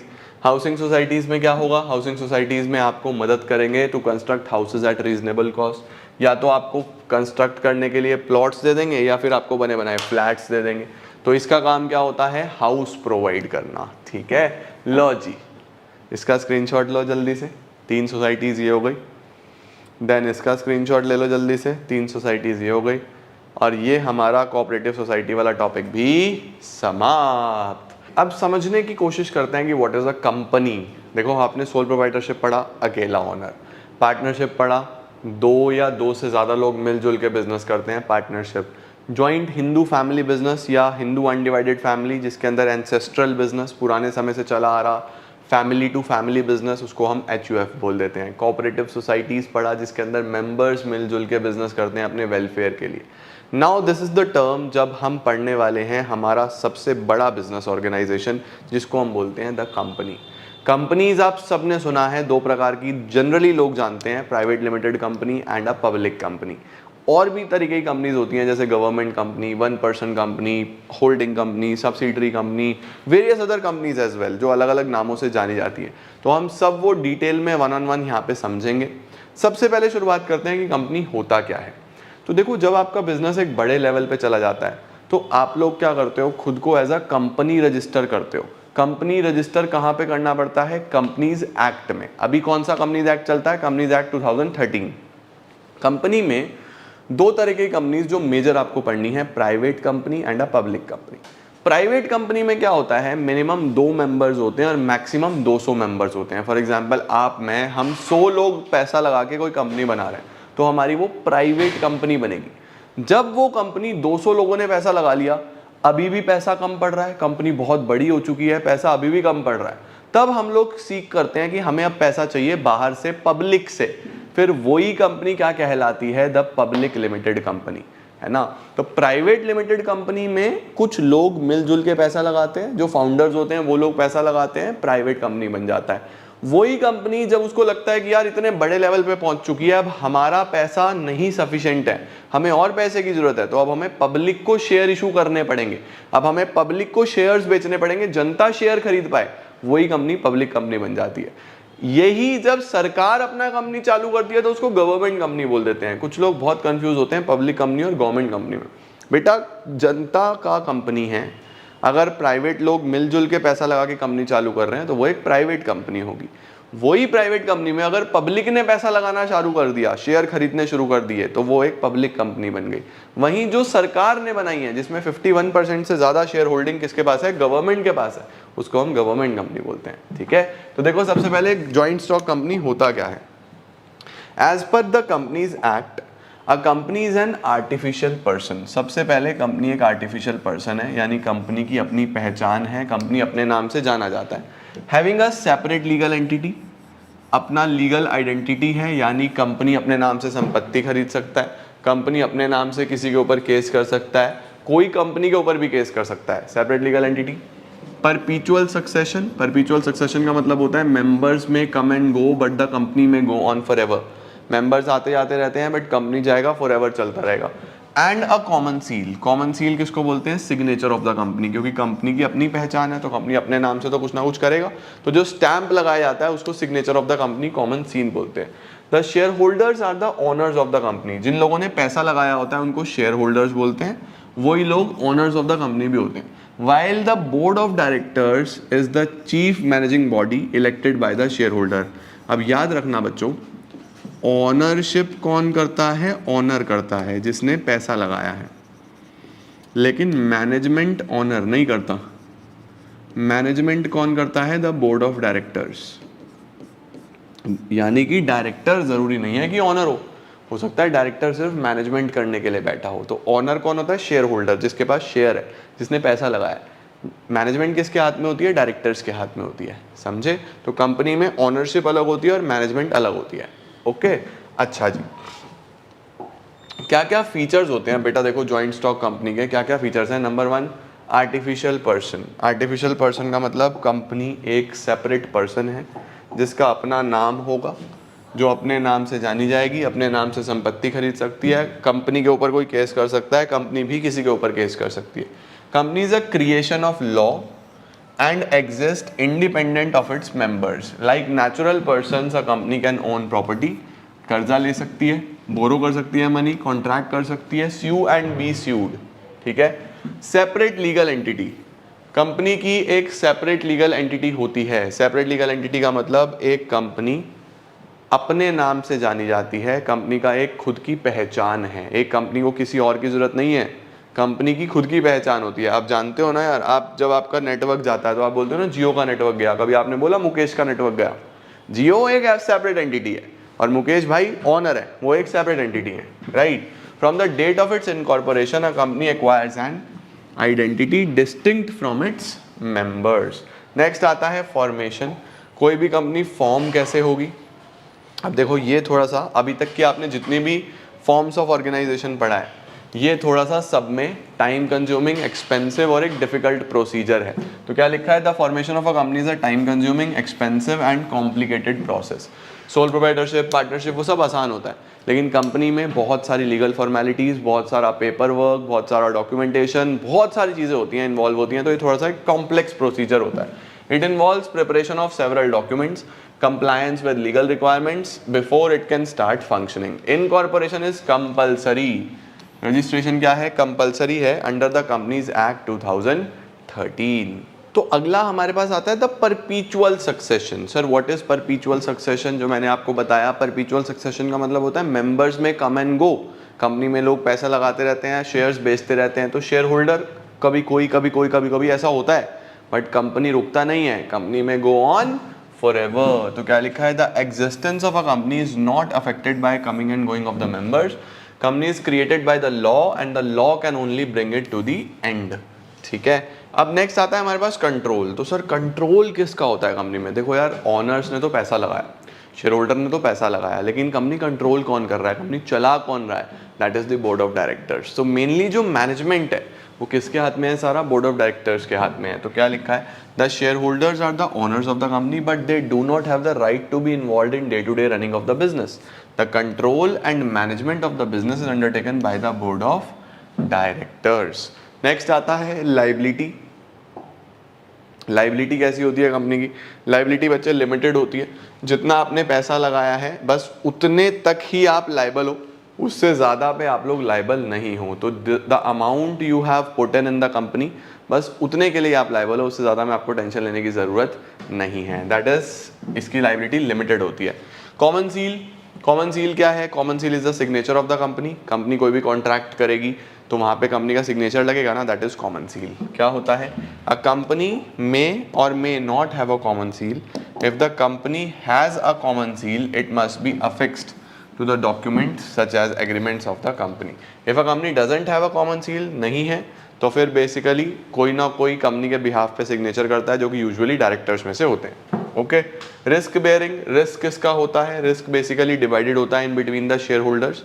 जितने भी लोगों ने पैसा लगाया है वो सब आपस में शेयर करके चलेंगे. अगर 10 लोगों ने पैसा लगाया तो रिस्क ऑफ लॉस भी 10 ही में बेयर होगा. ठीक है. The risk of losses in a company is borne by all the shareholders. This is unlike the case of sole proprietorship or partnership, जहाँ पे one or few persons respectively bear the losses. Sole proprietor में सब एक ही का होता है, partnership में 2-4 जितने लोग होते हैं उनका होता है. कंपनी में ऐसा नहीं है, जितने लोग हैं सब में डिस्ट्रीब्यूट होगा. ठीक है. अब आता है कि सर क्या मेरिट्स हैं, हम कंपनी क्यों बनाएं, what are the benefits of a company, क्यों बना के चलें. तो देखो सबसे बड़ा benefit limited liability.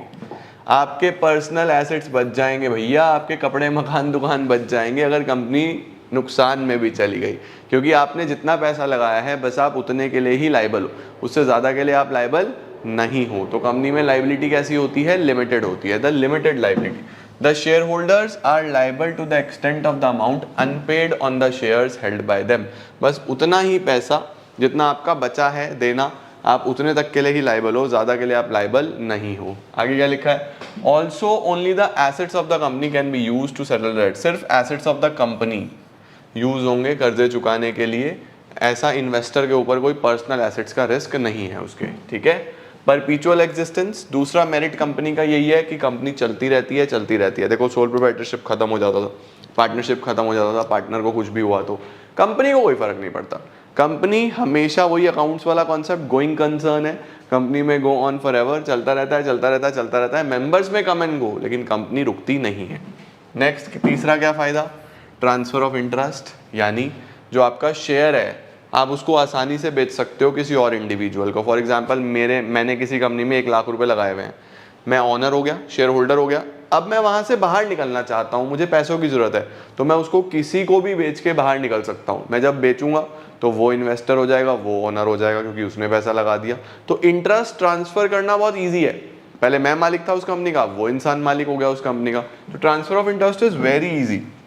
The share of the public limited company can be sold in the market and can be easily converted into cash.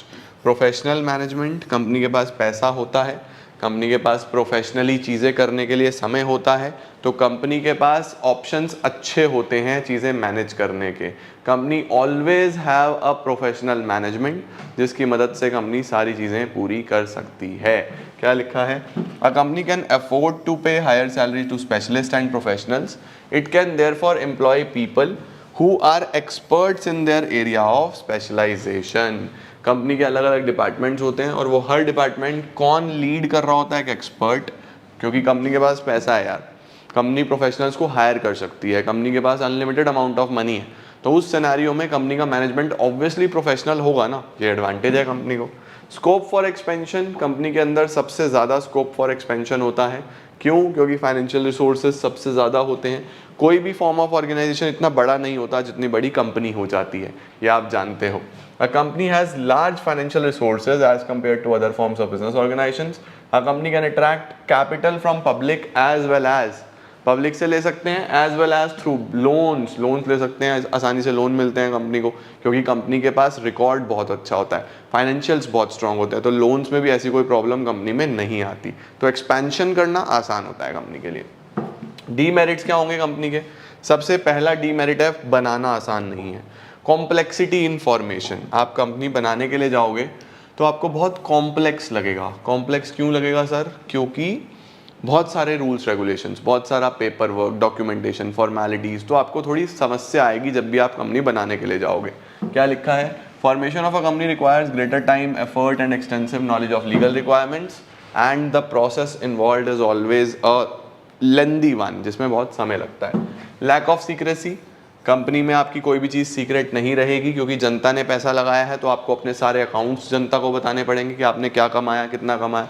आपको हर चीज़ पब्लिक के आगे रखनी पड़ेगी, क्योंकि पब्लिक ने पैसा लगाया होता है, और कंपनीज एक्ट के रूल्स के अकॉर्डिंगली भी आपको सब कुछ पब्लिक को बताना होता है कि कंपनी कर क्या रही है, right. Companies act requires each public company to provide from time to time a lot of information to the office of the registrar of the companies. Such information is available to the general public also. ठीक है। Impersonal work environment, कभी कभी impersonal work environment हमें देखने को मिलता है, क्यों, क्योंकि जो ओनर है उसने पैसा लगाया, अब वो सब कुछ करना चाहता है लेकिन वो मैनेजमेंट में पार्टिसिपेट नहीं कर सकता। सारा मैनेजमेंट किसके हाथ में है, बोर्ड ऑफ डायरेक्टर्स के हाथ में है, तो जिसने पैसा लगाया वो काम ही नहीं कर रहा है ना। तो समटाइम्स इम्पर्सनल लगता है कि यार मज़ा ही नहीं आ रहा, पता ही नहीं चल रहा हो क्या रहा है, पैसा किसी का लगा हुआ है, काम कोई कर रहा है, कस्टमर कोई है, तो बड़ी प्रॉब्लम हो जाती है, इम्पर्सनल वर्क एनवायरनमेंट वाली फीलिंग आती है। Separation of ownership and management leads to situation in which there is a lack of effort. जो मैनेजमेंट है कई बार एफर्ट ही नहीं लगा रहा क्योंकि पैसा तो उनका लगा नहीं हुआ, as well as personal involvement on the part of officers of the company. Large size further makes it difficult for top level to maintain personal contact. इतना बड़ा कंपनी हो जाता है कि टॉप लेवल के लिए बिल्कुल भी पॉसिबल नहीं है कि वो पर्सनल कॉन्टैक्ट बना पाए हर किसी से, तो काफ़ी इम्पर्सनल मैनेजमेंट हो जाता है। नेक्स्ट आता है न्यूमरस रेगुलेशंस। न्यूमरस रेगुलेशंस का मतलब क्या होता है, न्यूमरस रेगुलेशंस का मतलब होता है कंपनी को कंपनीज एक्ट के, फिर सेबी के, सेबी क्या है, the securities and exchange board of India, जो बेसिकली कंपनीज के ऊपर एक नज़र रखता है कि कंपनीज ठीक से काम कर रही हैं नहीं कर रही हैं। तो अनलिमिटेड नंबर ऑफ रेगुलेशंस हैं जो फॉलो करके चलने पड़ते हैं कंपनी को। कंपनीज एक्ट के फॉलो करो, सेबी के फॉलो करो, उसके बाद बिजनेस रेगुलेशन, सोशल रिस्पॉन्सिबिलिटीज, सरकारी ऊपर से इतने सारे रेगुलेशंस, तो बहुत सारी चीज़ें हैं, राइट। ये एक ड्रॉबैक है। The functioning of company is subject to many legal provisions and compulsions, ठीक है। A company is burdened with numerous restrictions in respect of aspects relating to audit, audit का मतलब जब बुक्स चेक होती हैं, ऑडिट मैंडेटरी होता है, voting कैसे होनी है, रिपोर्ट्स कैसे बननी है, डॉक्यूमेंट्स कैसे बनने हैं, तो बहुत सारी प्रॉब्लम्स रहती है। इसके बाद डिले इन डिसीजन मेकिंग। अब डिसीजन मेकिंग में भी काफ़ी समय लगता है। सर डिसीजन मेकिंग में समय क्यों लगता है? क्योंकि इतने सारे लोग हैं, हर डिसीजन पे वोटिंग होगी, हर डिसीजन पे समय लगेगा।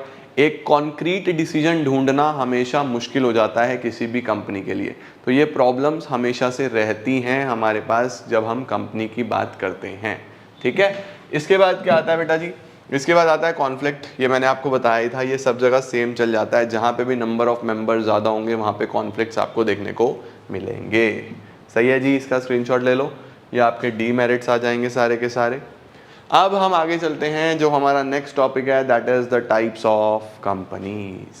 कितने तरीके की कंपनीज हमें देखने को मिलती हैं? What are the various types of companies? तो देखो, ऑल्दो बहुत सारी टाइप्स ऑफ कंपनीज होती हैं, बट हमें जो मेजर पढ़नी है वो है private company, public company and one person company. हम लोग सबसे पहले ये देखते हैं कि प्राइवेट और पब्लिक कंपनी में फ़र्क क्या होता है। तो देखो, मैंने आपको क्या बताया कि फॉर एग्जाम्पल आप और मैं, हम दो लोगों ने मिलके बिजनेस चालू करा और हमें लगा यार कंपनी बनानी चाहिए, बड़े लेवल पे करेंगे इसको हम। कंपनी बना के आपको एक लीगल पहचान मिल जाती है, सेपरेट एंटिटी हो जाता है, कंपनीज की इज्जत होती है सब जगह, लोन्स वोन्स ईजी होते हैं कंपैरेटिवली। तो हमने एक कंपनी बना ली। अब दो लोगों ने बनाई, 3 हो गए, फिर 4 हो गए, फिर 10 हो गए, 100 हो गए, 200 तक मैक्सिमम हम एक प्राइवेट लिमिटेड कंपनी बना सकते हैं, तो वो एक प्राइवेट कंपनी हो जाएगी। अब हमें लगा यार हमें और पैसों की ज़रूरत है, अब इतने लोग कहाँ से लाएं? तो हमने क्या करा, जनता को बोला कि क्या आप हमारे शेयर खरीदना चाहते हो, हम आपको अपना ऑनरशिप देंगे, आपको मालिक बनाएंगे और आप पैसा लगाओ। तो जनता ने इंटरेस्ट दिखाया, क्योंकि जनता जान गई थी अभी तक 200 लोगों की कंपनी कोई छोटी कंपनी थोड़ी ना होती है, जनता जान गई थी, तो जनता ने भी पैसा लगाना शुरू कर दिया। अब वही प्राइवेट कंपनी किस में कन्वर्ट हो जाती है? पब्लिक कंपनी में, समझे?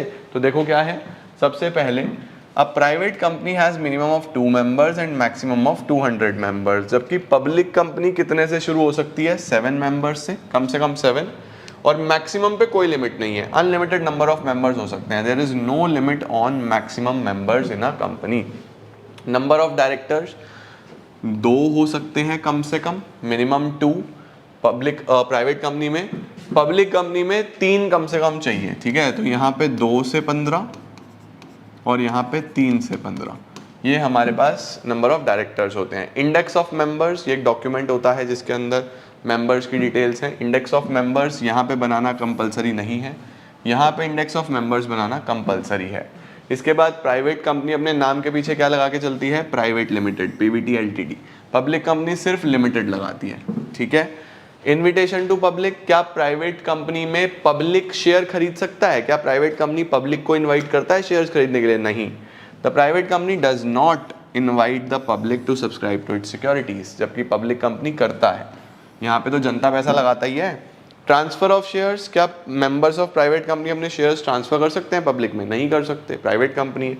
यहाँ पे रेस्ट्रिक्शंस हैं, आर रेस्ट्रिक्टेड, यहाँ पे हो सकते हैं। The members of public company are allowed to transfer their shares. ये बेसिक डिफरेंस होता है बेटा जी प्राइवेट कंपनी पब्लिक कंपनी में। This is a very important difference, इसका स्क्रीनशॉट ले लो, फिर हम आगे चलते हैं। अब आ रहा है बेटा जी हमारे पास OPC, 1 person company. 1 person company क्या है? जब एक सोल प्रोप्राइटरशिप होती है ना, जैसे वैसे ही अगर एक अकेला इंसान कंपनी बनाना चाहता है तो वो भी खुद को रजिस्टर कर सकता है एज अ कंपनी। उस कंपनी का स्पेशल नाम रखा जाता है जिसको हम बोलते हैं OPC, 1 person company. With the implementation of companies act 2013, ये 2013 में ही आया बेटा जी। A single person could constitute a company, एक सिंगल पर्सन भी कंपनी बना सकता है जिसको ओपीसी बोलते हैं, ठीक है। 1 person company is a company with only 1 person as a member, that 1 person will be the shareholder. It avails all the benefits of a private limited company, बिल्कुल प्राइवेट लिमिटेड जैसा होता है। Separate legal entity, personal assets बचेंगे, business liability से perpetual succession होगा, सब same private limited जैसा है, बस मेंबर एक ही होगा। तो गाइज दैट इज इट, ये थी हमारे पास private company, public company, OPC. अब हमारे पास आ गया एक बेसिक चार्ट जिसके अंदर आप पूरा ही चैप्टर एक ही चार्ट से रिवाइज कर सकते हो। Sole proprietorship, partnership, joint Hindu family business, cooperative society, companies, formation कैसे होगा, कितने मेंबर्स होंगे, कैपिटल कंट्रीब्यूशन कितना कितना होना चाहिए, उसके बाद लाइबिलिटी किसकी कितनी कितनी होती है, कंट्रोल मैनेजमेंट कैसे है और कॉन्टिन्यूटी कैसे है। इस पूरे चार्ट का आप स्क्रीनशॉट ले लो, ये आप एक बार गो थ्रू करोगे तो आपका पूरा ही चैप्टर रिवाइज हो जाएगा। और इसी के साथ लेडीज एंड जेंटलमैन हमारा चैप्टर नंबर 2 समाप्त होता है। मिलूंगा मैं आपको नई वीडियोस में, तब तक आप खूब अच्छे से पढ़ाई करो, पढ़ते रहो। I am gonna see you all super soon, till then take care, bye bye.